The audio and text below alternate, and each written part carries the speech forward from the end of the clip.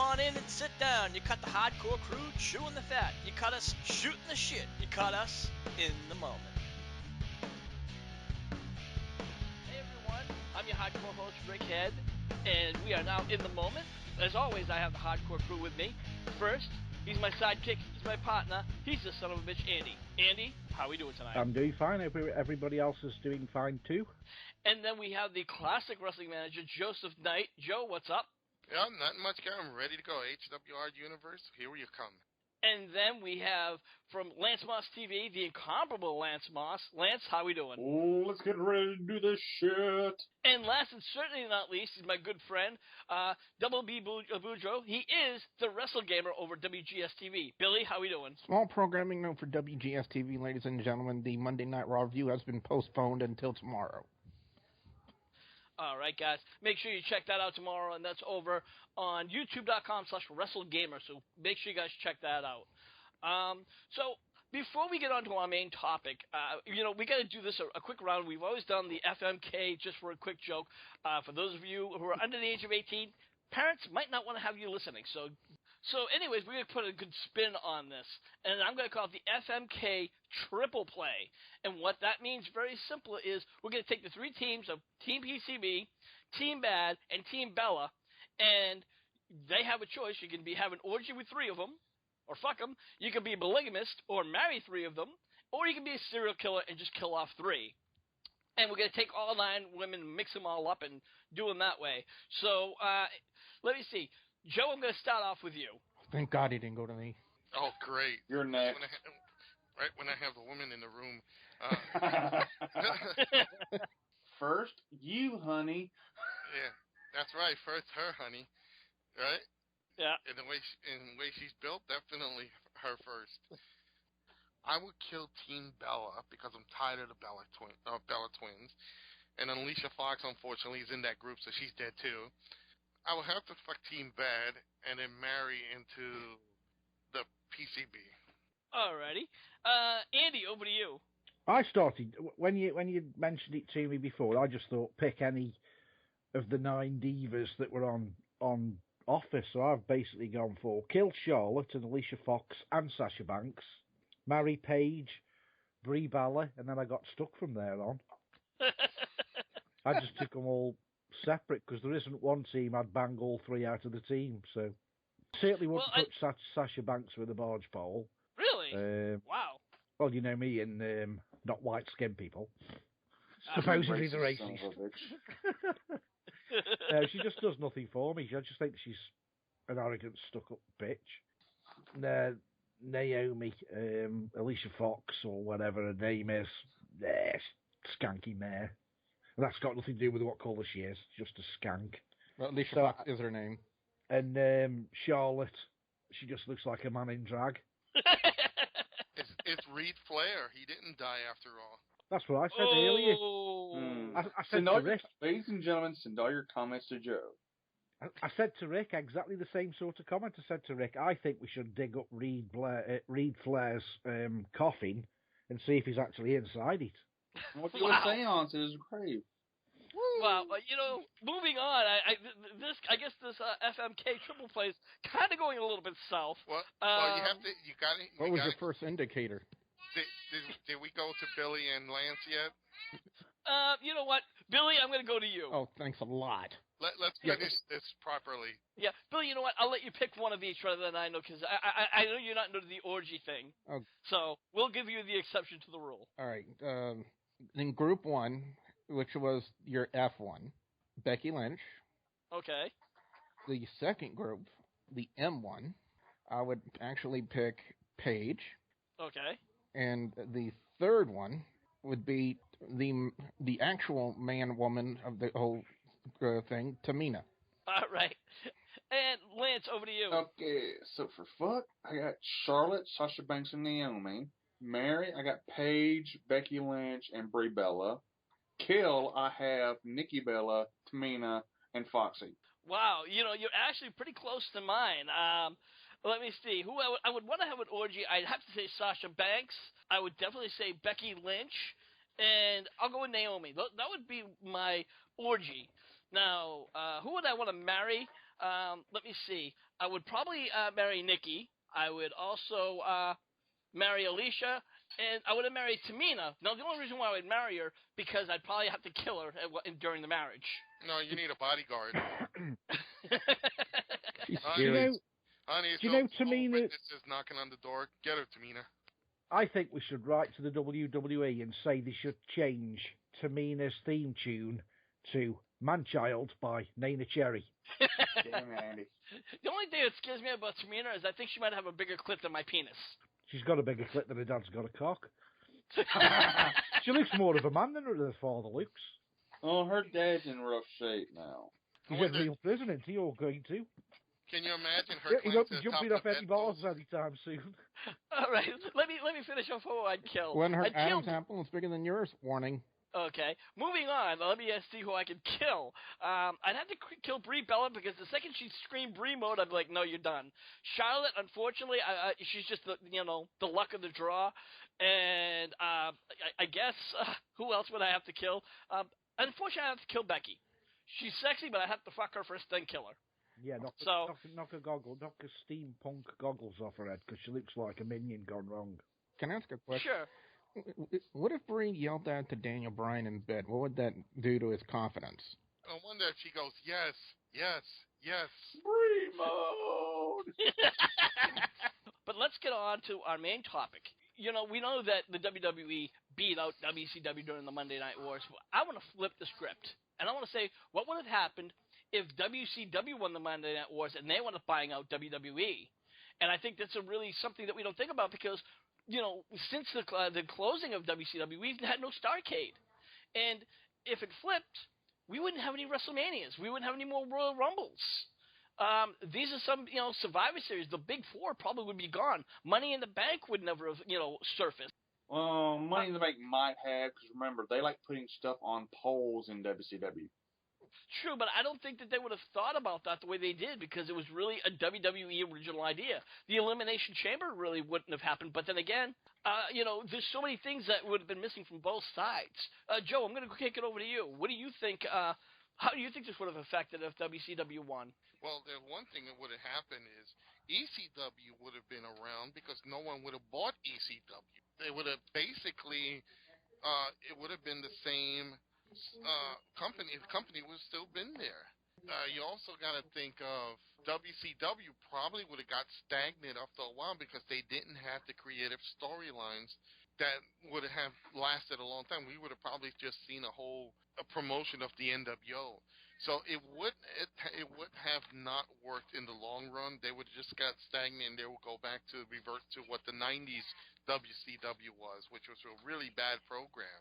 Under the Bill Watts era? Under the Bill Watts era. You see, one of my thinkings of it, when it pertains to it, when I think about WCW, if they would have won the Monday Night Wars, is look how Ted Turner kind of ran WCW in the beginning. He never really had kind of a vying interest into what the program was doing. He was just basically the money behind WCW. He never really cared about the direction the company was going. The only thing he saw in it when he saw wrestling, in my personal opinion, was dollar signs. And to me, if you don't have a vying interest in your company, in the way your company operates in every aspect of it, then you have no business running it at all. Dixie Carter. And you know what? You brought up a valid point. I think even Andy is pretty much in full agreement because Andy and I were talking before the show, and even Andy said that once the WCW won, there probably wouldn't be no WCW. We probably would have went under the ground, and because eventually what did happen is AOL bought them out, and they said, "Hey, look, we're going to close them out." Andy, now, well, it's like correction, not AOL. I think it was Time Warner that bought them out. Well, let me throw this in. Time Warner bought them out, but AOL bought Time Warner. So exactly. If the case came down to it, why would you keep a company around when you already done what you said you're supposed to? And that's literally you beat the competition. Now there's nothing else for them. Yeah. Now, Andy, again, I want to kick over to you. How do you think this would have played out? I personally think because Ted Turner had got no real interest in the wrestling business, and everyone who tells the story basically said the reason why it went down the toilet in the end is because they were just pulling from the rumours I can gather, they were going to pull it from the air anyway. It was going to not be shown on TV, and that was the killer. If he'd have beat Vince, his goal would have been done, because that's all he basically did it for. He just wanted to get one over on Vince. And I think wrestling would have gone back to how it was before, almost underground, just indies, and that would have been it. I don't think it would have been on mainstream television. I don't think it would have ever got as big as it's got if it wasn't for Vince, because I think Vince is probably the best person ever to promote any kind of wrestling stroke sports entertainment. You made an interesting point that Ted Turner didn't have the passion, but one person that did have a passion in the sport, who was working with WCW, was Eric Bischoff. Now, when AOL when AOL told WCW that they had to go off the air, he was in line to buy the company. He had actually had a deal all set until Vince bought him out. Now let's flip it. Again, what would you think would have happened if, in fact, that Eric Bischoff wound up saying, you know what, I'm going to buy this company? I think if Eric Bischoff had bought the company, he'd have kicked Vince's arse. I mean, from what I can gather, Eric Bischoff he went in, I'm sure the story was $10 million or something, with some sponsorship, and when he should have gone in a month or so, I believe, before he went in to sign on the dotted line, they said, oh, by the way, it doesn't come with a TV deal. And that's when he pulled out. He thought, fuck that. No TV deal, not interested. And he did a wise move. From what I read in his book, he actually had a plan. He already bought it. He was, quote-unquote, lying on the beach, just, waiting for the deal to go through. And then he got the phone call and saying that Vince overbought him out. He took the extra money and said, hey, instead of what he said, $10 million, they upped the price, and they decided to go with Vince instead. You know what, Lance? I want to kick it over to you. Now, one of the things that you say you've always missed the most is the War Games. With WCW, if they had bought them out, what would have happened? How would have felt if there was no more WrestleMania, no more Royal Rumble? Well, you got to remember, WCW had basically their own version of the Royal Rumble called World War III, so that would have stayed intact. They basically would have changed, and Mania would not be Mania; it would be Starrcade. Exactly. And SummerSlam would not be called SummerSlam anymore. It would be called Bash the Beach. So we would still have our big four. Well, actually... And in my opinion, a better November pay-per-view. Well, actually, let me tell you how the NWA, because that's what they originally were. The original NWA WCW pay-per-views were with the Royal Rumble, you had the Bunkhouse Stampede. So that was their version. That's my grandson screaming in the back. Then, you must be watching another TNA show. Him about Dixie Carter, Joe. Yeah, I'm showing him the evil Dixie Carter pictures. Then if you look at, instead of for the summer promotions like SummerSlam, you don't forget they had the Great American Bash. Survival Series was the War Games. So, and then in between you did have the Starrcade, you did have Halloween Havoc. Yeah. Well, yeah, Halloween Havoc. So you had your Bunkhouse Stampede, you had your Bunkhouse Stampede, you had your Great American Bash, Lethal Lottery. Lethal Lottery was part of the pay-per-view. I wouldn't count that as a separate pay-per-view. It was always thrown in like a Money in the Bank ladder match. But the point I'm saying is they had the good themed pay-per-views. Is sometimes they just never pulled it through. I think in the opinion, if WCW would have won, again, I believe they would have gone stagnant after a while, and AOL would have just said, oh, well, there's no wrestling. Let's chuck it out. If Eric Bischoff did buy it, it would not be as big as the original WCW. What classification would you give to the Clash of the Champions events when WCW did them? You know what? And that's a good point. The Clash of Champions was basically their free shows on TBS. So that happened like Saturday night's main event. Now, again, it's been a long time since I've watched any of the WCW shows. I did grow up loving WCW. I remember the Clash of the Champions, but wasn't that WWE's spin of Night of Champions? That's exactly what that is. It's all champions defend their titles, and what used to be unique about WCW is, should I say the NWA, because they're the ones that originated it, was during the Clash of Champions, you got to see every NWA title on the line. And prior to Clash of Champions, they did Battle of the Belts. So you used to see the NWA Bahamas title, the NWA Florida title, the Western Heritage title. television title, I mean, I think NWA had about, I don't know, 27 different unique titles before they Yeah. brung it down to the simple, well, it was the World, U.S., let me start from the top, World Heavyweight, World Tag Team Champions, the United States, U.S. Tag Title. Then you had the Television Championship, and for a brief time, they did have the Light Heavyweight division, which was won by Brian Pillman and then Jushin Thunder Liger. And you know what? You did bring up an interesting point about the TV title, and that's something that the WWE never really did. They tried to do it with hardcore wrestling, but a TV title, I think, is a really good idea. Now, they tried to recently do it with John Cena's U.S. Open Challenge, but I think that's something that the WWE never really picked up on. And again, going back to what if WCW won, this is something that they never did and never thought about. And this happened after the fall of WCW was, Money in the Bank. And Money in the Bank, whether you like it or not, it was a brilliant idea. So, what do you think that would have been from there?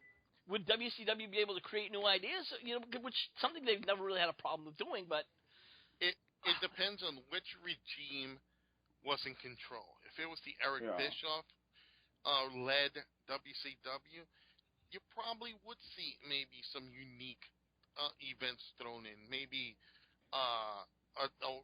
maybe a Battle Royal TV title where the TV title was defended in different formats. I think under his administration, they did come out with unique ideas. Dusty Rhodes, when he created the Starrcade and the War Games, I think that was the most unique. That I wish WWE would take a hint of and maybe do that, because they already tried it. You know what? And in fact, WWE actually tried the War Games when they did the Elimination Chamber tag team match, when it was like, I guess, 4 guys where they had multiple teams in different pods. And I have to admit that's another pay-per-view that I would have, we never would have seen. But another pay-per-view that we don't see over to WCW, and these are 2 that I really liked. They had that triple cage match. It was like the Hell in a Cell. Then you had to get to the second cage where they had all the weapons, and then you had to get to the top of the cage to grab the title. And that's just something that I always used to say it made Hell in a Cell look like Barbie's Playhouse. Yes. The Tower of Doom. The Tower of Doom. Thank you very much. Another pay-per-view that I truly do miss, and I thought that was very original, was Hog Wild, where they did the pay-per-view out in Sturgis. They used to do outside pay-per-views. Billy, I want to kick this over to you. Do you think that WWE should have more outside pay-per-views, or do you think they want to keep it inside for the lighting and the theatrics? Considering all of the issues that basically we had for WrestleMania this past year, if you take into account that when it pertains to a lot of the characters and the lighting and the ambiance, that the ability to control your own lighting, it adds to the character, adds to the emphasis of the story, and it adds to the match. And when you take that and you don't have that, it really just makes it look foolish. I mean, think back to WrestleMania when Bray Wyatt was coming out holding his lantern. Normally, that's a lit lantern to light the way. And yet, when he was out there, it was bright as day. It made no sense for him to go out there holding his lantern. And then for The Undertaker, normally when you see The Undertaker, it's the mood lighting. It's the dark lights. It's the fog, the ability to control the ambiance, the atmosphere, the presence of The Undertaker. And if you don't have that control, then basically he's just a dude in a tall dude in a black outfit. That's pretty much it. And you know what? You did make up some valid points because we saw last year's WrestleMania. They did it outside. Of course, it was still during this. They had it out in California, so there was like 3 hours behind, so everything was very light. Andy, I'm sorry, Rick. There was one more thing that you forgot is the acoustics. When people cheer, it goes up. It doesn't stay down. Even the music, you don't hear it clearly because everything is going up. You're losing basically the sound of everything.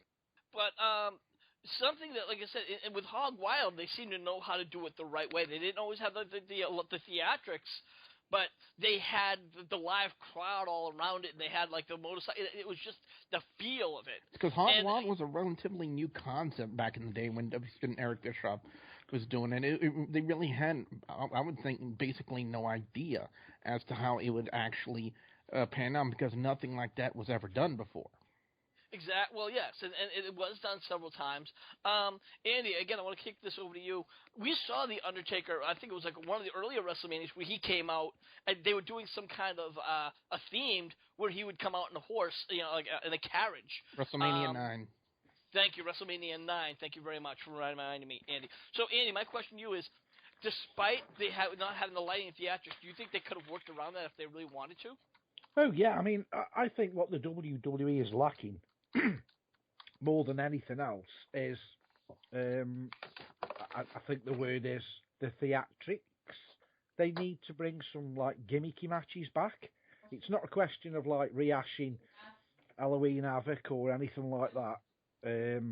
They need to bring new gimmick matches, because the last thing that I remember ever coming to the WWE was an Eric Bischoff idea, the Elimination Chamber. We need something new to make it more interesting. Yeah. Now, from what I understood, at least the way the WWE perceived it is that it was Chris Jericho that created the concept of the Elimination Chamber. Storyline. Yeah, exactly. So, they probably didn't want to give any former WCW wrestler any credit or creative any credit. Sorry for chiming in, Rick, but what do the panel, the guys online now think of? Is it just me? I used to enjoy when they used to have brawls that used to spill outside in the car parks, or they had Farouk and Bradshaw. It spilled out into a bar. Fights took place in a shopping centre. Those sort of spontaneous fights, to me, were interesting because they were different. I do agree with you. I think, again, that's something that WWE is missing, because they have everything in an enclosed area. I remember a couple of years ago where Roddy Piper and Goldust had a backstreet brawl. WrestleMania 12. Yeah. Thank you very much. And it felt very, very real. And I think that's another thing that we're missing today.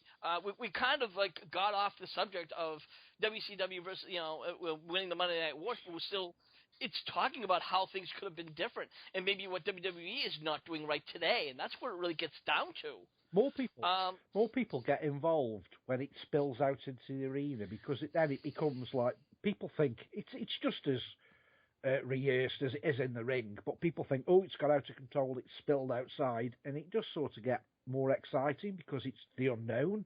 I mean, the last match I can remember that sort of spilled outside was, I'm sure it was Jeff Hardy against Morrison, and I can remember Jeff Hardy doing a swanton bomb off top of one of the trucks on the car park.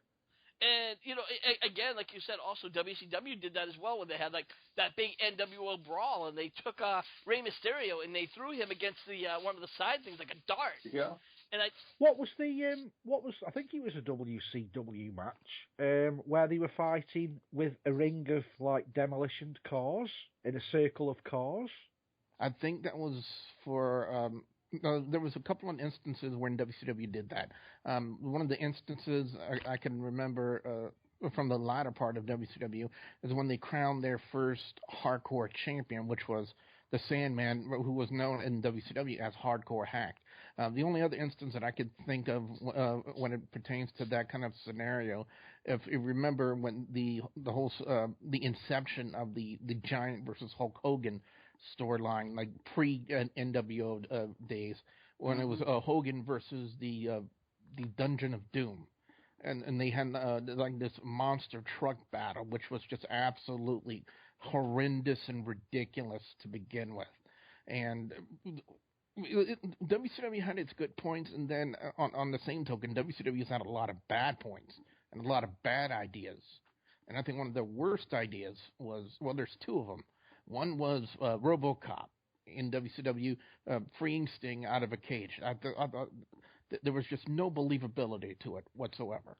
But the other one, I don't know how many of you guys remember this, but it was at a WCW Uncensored event, and it was Dustin Rhodes versus, I believe, it was what was the Repo Man's real name? Because I know he went by another name in WCW. I think it was like Barry Darsow. Yeah, Barry Darsow, he was also known as the Blacktop Bully, and they actually had a wrestling match in the back of a moving truck.